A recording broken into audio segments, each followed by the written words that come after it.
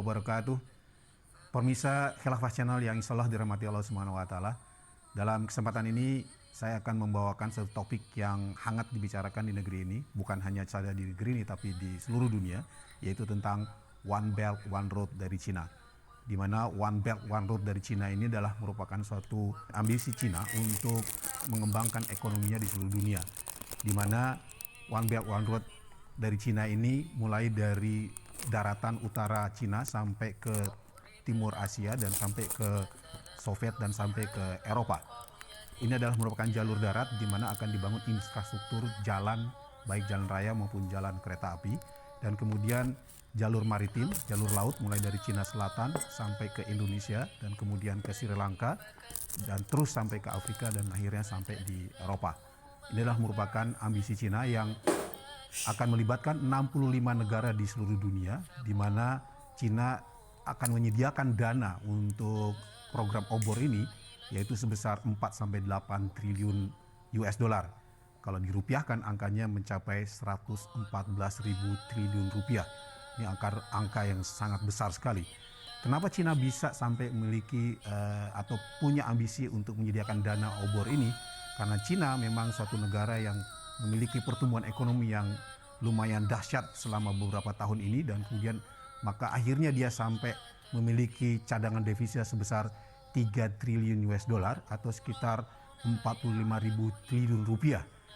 Dan dengan proyek obor ini maka Cina menjadi kontraktor terbesar dunia, karena Cina akan membangun seluruh infrastruktur di seluruh dunia, dan Cina pun akan mengirim tenaga kerjanya di seluruh dunia, karena memang proyek obor ini mengharuskan melibatkan tenaga kerja dari Cina. Maka jangan heran di Indonesia juga kita kelebihan tenaga kerja dari Cina. Di Indonesia sendiri obor itu sudah berjalan dan sudah ada 13 proyek yang berjalan di Indonesia, dan dengan total nilai sekitar 14 miliar per Januari 2018. Total rupiahnya sekitar 224 triliun rupiah. Dan akhir-akhir ini di pertemuan Beijing tanggal 25 sampai 28 April yang lalu sudah ditandatangani sebanyak 28 proyek dengan total nilai 1.286 triliun. Angka yang sangat besar, dan ini sekaligus akan menambah jumlah utang Indonesia yang sekarang ini sudah mencapai 4.400 triliun rupiah.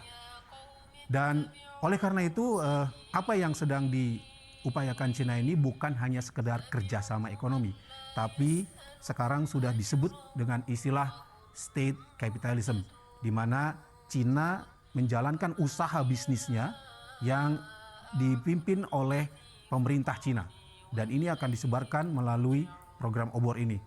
Dan korbannya dari segi aspek program obor ini sudah mulai terlihat. Ada 5 negara, diantaranya adalah Sri Lanka, yang dalam hal ini menyerahkan pelabuhan Hambantota di Sri Lanka, yang pinjaman Sri Lanka pada situ 8 miliar US dollar yang nggak sanggup dibayar, sehingga akhirnya Cina menguasai pelabuhan tersebut dengan jangka waktu penggunaan pelabuhan tersebut selama 99 tahun lamanya. Dan yang kedua adalah Pakistan dengan pinjaman sekitar 62 miliar rupiah, 62 miliar US dollar, yaitu kurang lebih 903 triliun rupiah. Ini juga menjadi persoalan buat Pakistan yang tidak sanggup lagi membayarnya. Yang ketiga adalah Montenegro, negara di tengah-tengah di wilayah Eropa, yang memiliki pinjaman sekitar 1,3 miliar euro, yang mana ini adalah angka yang melebihi dari PDB Montenegro, yang jelas tidak akan mungkin mengembalikan pinjaman tersebut. Yang keempat adalah Maldives, di mana suatu kepulauan di sebelah sananya Sri Lanka dengan pinjaman 225 juta US dollar, dan ini adalah merupakan pelabuhan juga yang diserahkan ke Cina. Yang terakhir ada Djibouti. Djibouti adalah merupakan satu wilayah di Afrika yang juga merupakan suatu pelabuhan yang dikuasai oleh Cina, yang ini pelabuhan strategis yang sekarang sudah dikelola oleh Cina. Demikianlah negara-negara yang menjadi korban obor yang sudah menjadi bukti sekarang. Dan oleh karena itu bukan hanya sekedar persoalan kerjasama ekonomi, tapi Cina pun dengan kekuatan ekonominya sekarang memiliki pengaruh politik yang besar, Salah satu contohnya misalnya di wilayah Afrika. Di tahun 1971, Cina pada saat itu menghendaki adanya satu Cina, bukan dua Cina. Dan melalui PBB, Cina berharap adanya para pendukung. Tetapi pada kenyataannya di negara-negara Afrika, sebagian besar negara Afrika mendukung Amerika untuk adanya dua Cina, yaitu Cina dan Taiwan. Jadi pada saat itu Cina kalah suara. Menariknya karena Amerika memang pada saat itu sudah menggelontorkan dana ke wilayah Afrika sekitar 48 miliar US dollar.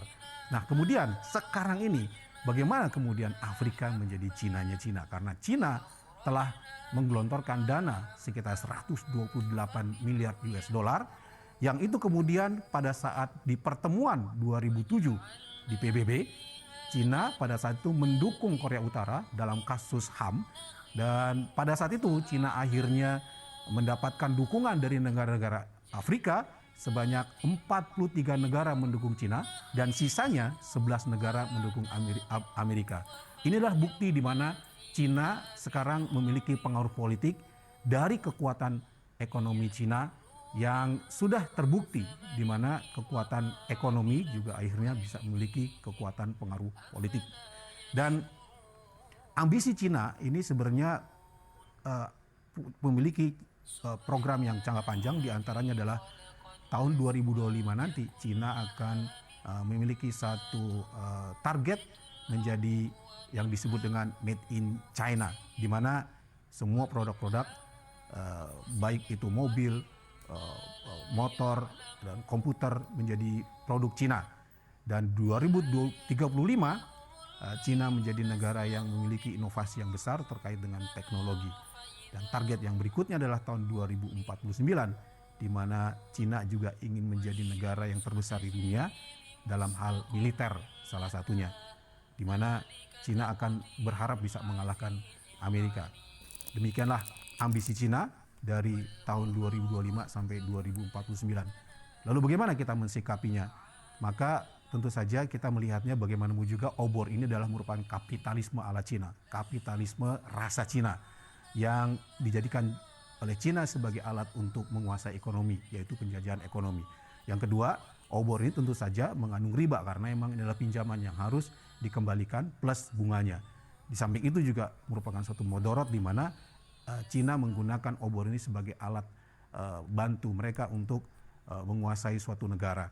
Oleh karena itu, kita sebagai umat Islam wajib atau harus menolak obor ini karena Islam memiliki solusi untuk menyelesaikan persoalan ini. Oleh karena itu, mari umat Islam kita sama-sama kembali kepada jalan yang benar untuk menyelesaikan persoalan ini dengan cara yang sesuai dengan syariat Islam. Demikian yang bisa saya sampaikan. Assalamualaikum warahmatullahi wabarakatuh.